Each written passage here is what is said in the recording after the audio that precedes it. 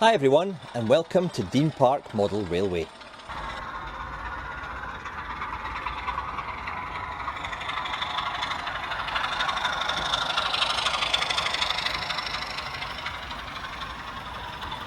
The new Class 26 models from Heljan are fantastic little locos, and I've now added 3 to my fleet. I might stop at 3, or I might add another, I don't know. We'll see how it goes, but I really am taken by these new models. However, it's missing something as a package, and that is sound. So in this video, I'm going to show you how I fitted Legomanbiffo's sound recording through a LokSound 5 decoder to this BR Blue machine. It really does elevate the model even further and really gives that true Type 2 Sulzer beat. So stay with me, I'll show you how to do this. It's very simple, and it really does, as I said, lift the model to an all new level.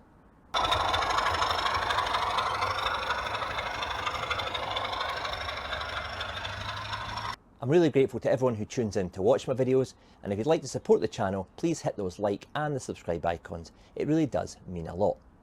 Anyway, enough of that. Let's get stuck in and look at this Class 26 with sound.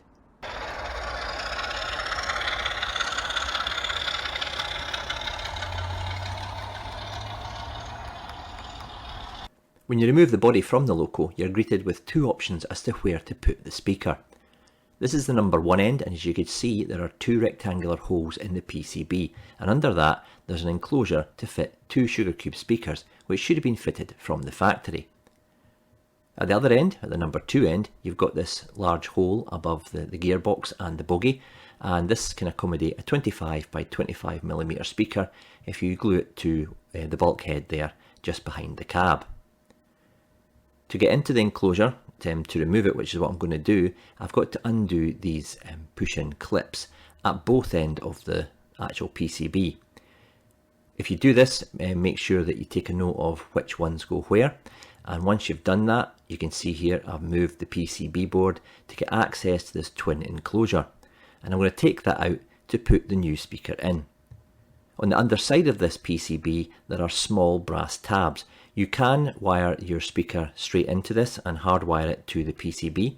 However, in this case, I'm going to just use the connections from the decoder itself to attach the speaker.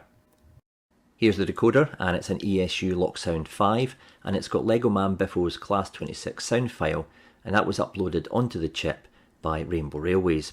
I've got 2 speakers here. I've got a 20 by 20 and a 25 by 25. However, I'm going to go with this twin iPhone speaker, and I'm going to take the 2 cables coming from that and just solder it to the 2 wires coming from the decoder itself.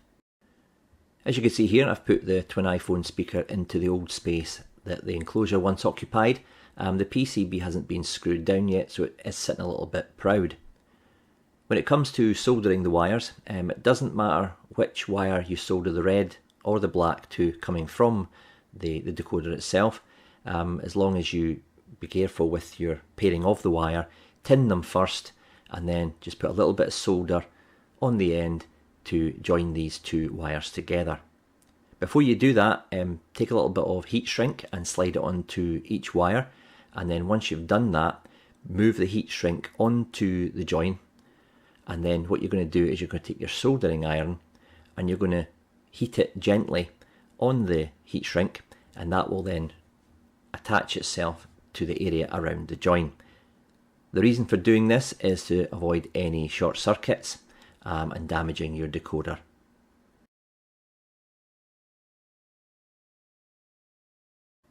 Now that the speaker is wired up to the decoder, it's time to put the insides of the loco back together. Make sure when you're screwing any PCB boards inside a loco that you don't snag or pinch any of the fine wires that are coming from the pickups on the bogies, or indeed any of the lighting at the cab ends. The speaker required a little bit of adjustment here, so it didn't stick out the edges and would catch on the body, but that was easily done, and then I've just put the other screws in at the other end of the PCB board, once again making sure no wires are snagged.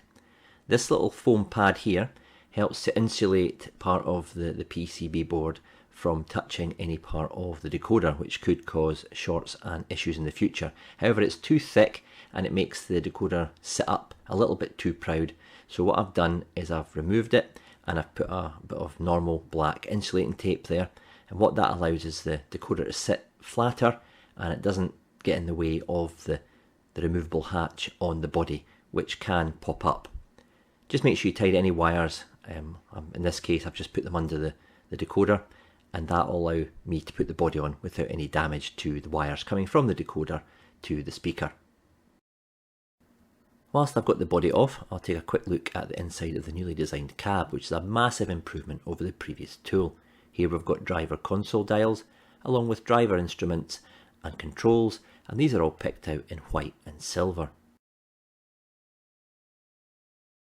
Each cab also has a light, and this is attached to the top of the bulkhead. Staying with lighting, the interior engine room lights are also provided on this model, and as you can see here we've got an LED, and there's one of these at each end of the PCB, and these point upwards, and I'll show you these in operation later. Here you can also get a good view of the bulkhead with some nicely printed detail and access door to the engine room. I want to fit the snow plows to the number 1 end of this Class 26, and to do so I've got to remove the sides of the bogies like this. They're held in position by two kind of stud fittings. Once those are clear, you have to remove the bottom of this gearbox housing. This plate is held in place by 4 tight clips, and there's quite a lot of oil, so watch you don't get oil all over the side of your loco. The first 2 clips are quite straightforward, however, having difficulty removing the last 2. If anyone's got a better solution to doing this than what I'm trying to do here, please get in touch in the comment section below.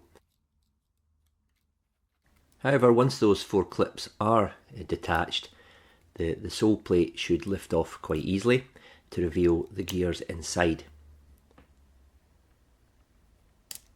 Now, to remove the NEM pocket or socket, you have to prise the 2 parts of the gearbox housing apart like this, and then pull the socket out. This is a traditional Heljan way of doing things, however it's not the easiest to remove. Once I've done that, it's a simple case of reassembling. In this instance I've taken the first wheel from the bogie out of position for me to prise the gearbox housing apart, but just make sure when you're putting it in that both of the wiper pickups are actually on the inside of the wheel. The bottom of the gearbox housing now clips back into position. Make sure you've got it on straight and level. And once it's in position, it's a simple case of reassembling the sides of the bogies again. Make sure you've got these the right way round, and that's the job done. You'll now be able to go ahead and fit the snowplow, which screws to the underside of the chassis.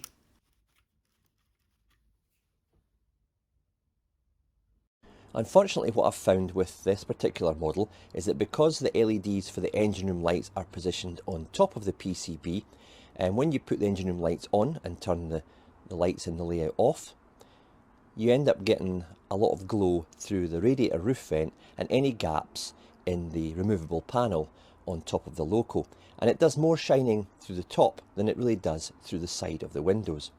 What I've also found is that some of the light shines through the gap between the body and the bogie and lights up the track. I would have liked to have seen the LEDs placed on the side of the chassis to allow more light to come out the side, as is correct, and not shine upwards through parts of the roof. Being a Legomanbiffo sound file, it's got all the realistic sounds you'd expect, from one of my favourites, which is the Spirex valve, which would be used if the loco was just sitting unpowered. And you've obviously got the usual 2-tone horns, cab door opening and closing, guards whistle, independent working of the head and tail lights, as well as cab lighting, and as I said previously there, and I've shown you, it's also got engine room lighting capabilities as well. Other sounds include air dumps, compressors, radiator fans, and you'll hear some of these as the loco goes around the layout.